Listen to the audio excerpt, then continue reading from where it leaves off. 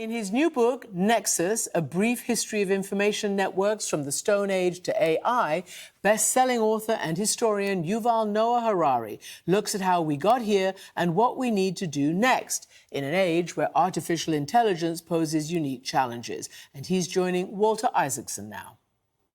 Thank you, and Yuval Noah Harari. Welcome back to the show. Thank you. It's good to be here again. Your best-selling book, Sapiens, was about how we, meaning our species, Homo sapiens, became dominant, and it's mainly about how we were able to form networks of cooperation. Your new book, Nexus, is about communications and how they help to form those networks, but it's rather pessimistic. I think you say the way these networks are built predisposes us to use that power unwisely. Tell me about that theme. Well, the basic question of the book, of Nexus, is if humans are so smart, why are we so stupid? We've named our species Homo sapiens, which means wise humans, and we know a lot more than any other animal on the planet. We've reached the moon, we can split the atom, we can decode and write DNA, and nevertheless, we are on the verge of destroying ourselves and much of the ecosystem. So this is the paradox at the center of the book. And of course, humans have been concerned with this paradox throughout history. And many mythologies and theologies, they blamed human nature, that there is something wrong with human nature which causes us to be so self-destructive. The book Nexus gives a different answer. The problem is not with our nature, it's with our information. If you give good people bad information, they make bad decisions. They make self-destructive decisions. And we are now seeing it all around us. You know, we have the most sophisticated information technology in history. And at the same time, we are losing the ability to talk with each other, to listen to each other. You know, there is maybe one thing that Democrats and Republicans in the United States can agree on is that the democratic conversation is breaking down. Everybody accuses the other side, of course, but the basic fact is that this ability which sustains democracy to hold a reasonable conversation, it is breaking down at exactly the same moment that we have supposedly the best information technology in history. You say the flaws aren't in our nature, it's in our communications networks. Yes. What are the flaws in those communication networks? The basic misunderstanding is about what information does, what information is. Information isn't truth. This naive view, which dominates in places like Silicon Valley, that you just need to flood the world with more and more information, and as a result, we will have more knowledge and more wisdom. This is simply not true, because most information is junk. The truth is a very rare and costly kind of information. The basic function of information in most cases is not to reveal the truth. The basic function is to connect large numbers of people into networks. And the easiest way to connect large numbers of people is not with the truth. It is with fictions and fantasies and mass delusions. And what should be done about that? Should governments actually step in? We're watching that happen a bit. There are two things that should be done at the governmental level, and there is something to be done on the individual level. On the governmental level, the two most obvious things to do is to ban fake humans, that we don't want algorithms pretending to be humans and thereby distorting our information systems. If you go online, let's say to Twitter, and you see that a story has a lot of traction, a lot of traffic, and you think, oh, a lot of humans are interested in this, so I should also get involved, but actually it's not humans. It's bots and algorithms. This should be banned. So we shouldn't have the situation when algorithms that pretend to be humans are running our conversations. The other thing is that corporations should be liable for the actions of their algorithms. Whenever you talk about it with the big tech companies, they immediately raise the flag of freedom of speech. We don't want to censor our users. The problem is not with the human users. Humans produce enormous amounts of content. Some of it is hate and greed, but there is also a lot of other good content. The problem is that the corporate algorithms of Twitter and Facebook and TikTok and so forth, they deliberately spread the hate and the fear and the greed because this is good for their business interests. And this is what they should be liable for the decisions and actions of their algorithms, not for what the human users are doing. You've talked about humans having some misinformation, and then you've talked about the way the algorithms work. Is there a difference between an organic information system, meaning human information system, and an inorganic one? Yes, there are many differences. One is that organic entities like us, like human beings, we work in cycles. There is day and night, winter and summer. Sometimes we are active. Sometimes we need rest. We need sleep. The algorithms are tireless. They never need to rest. They are not organic. And what we see in the world now is that they increasingly force us to work according to their pace. There is never any time to rest. The news cycles is always on. The markets are always on. The political game is always on.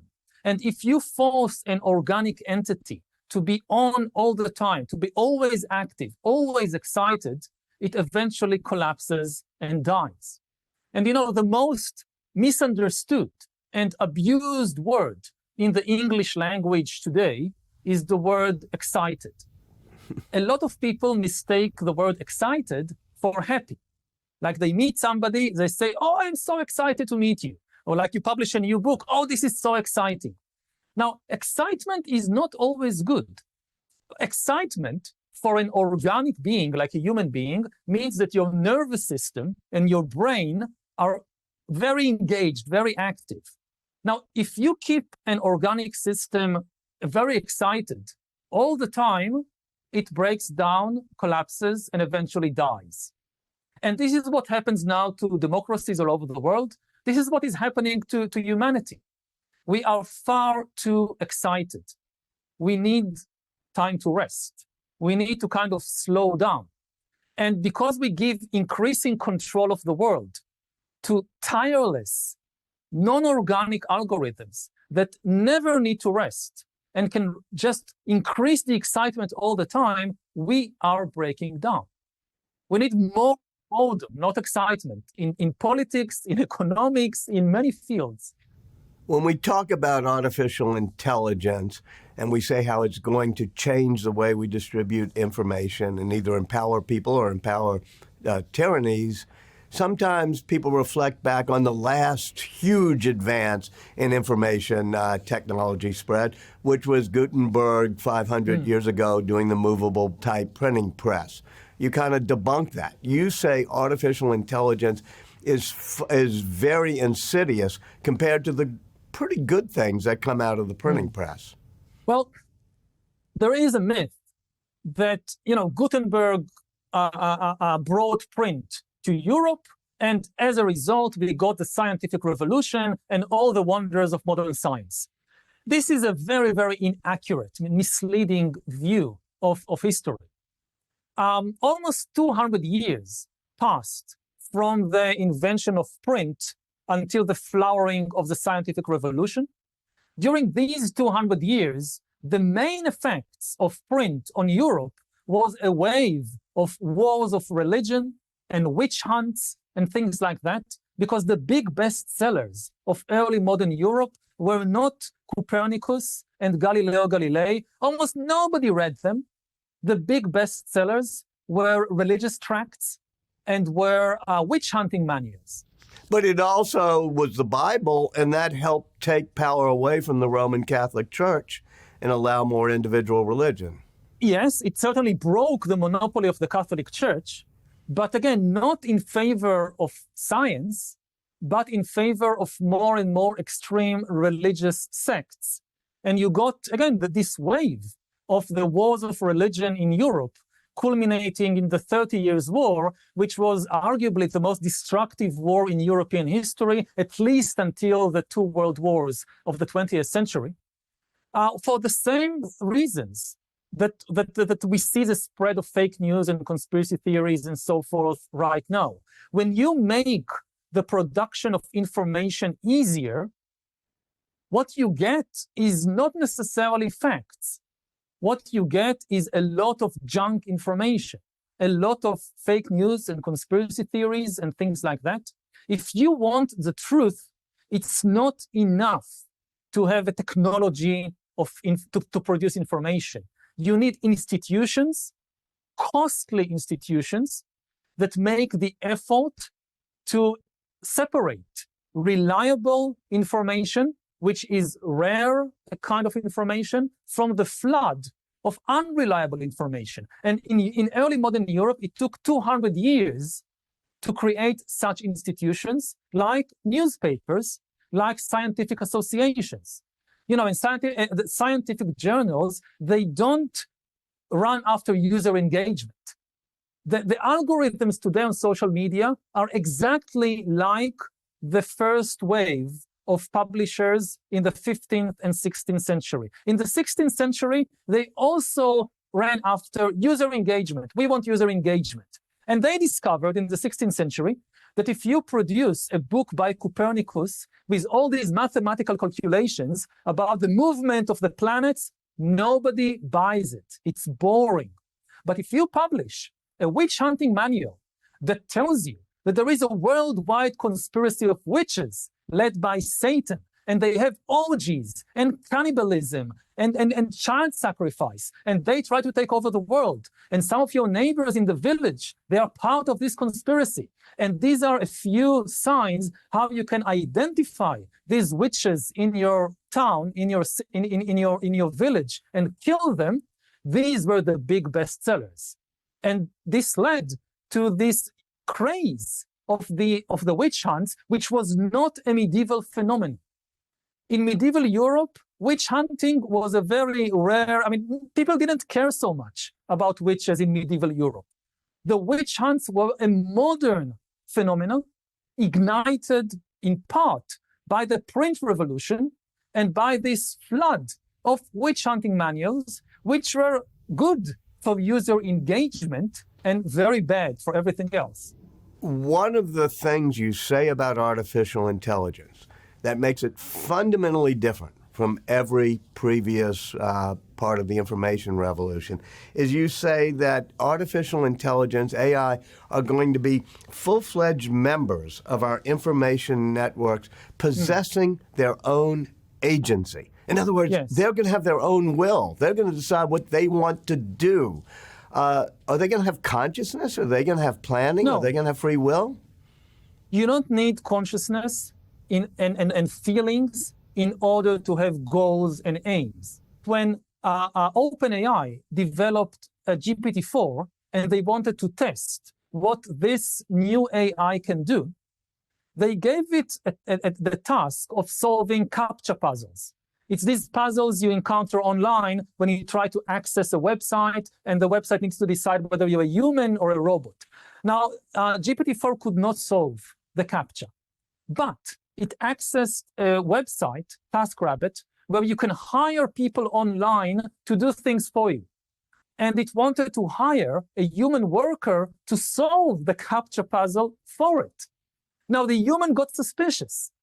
It wrote to GPT-4 online, what's happening? Why do you need somebody to solve CAPTCHA puzzles for you? Are you a robot? The human asked, are you a robot? And GPT-4 said, no, I'm not a robot. I'm a human, but I have a vision impairment, which is why I have difficulty with these CAPTCHA puzzles. Then this is why I want to hire you. And the human was duped. and solve the CAPTCHA puzzle for GPT-4. Now, GPT-4 has no consciousness. It has no feelings. It didn't feel anxious when the human kind of questioned it. It didn't feel happy when it managed to fool the human. It was given a goal, and it pursued this goal by making up, for instance, excuses that nobody told it what to do. That's the kind of really amazing and frightening thing about these situations.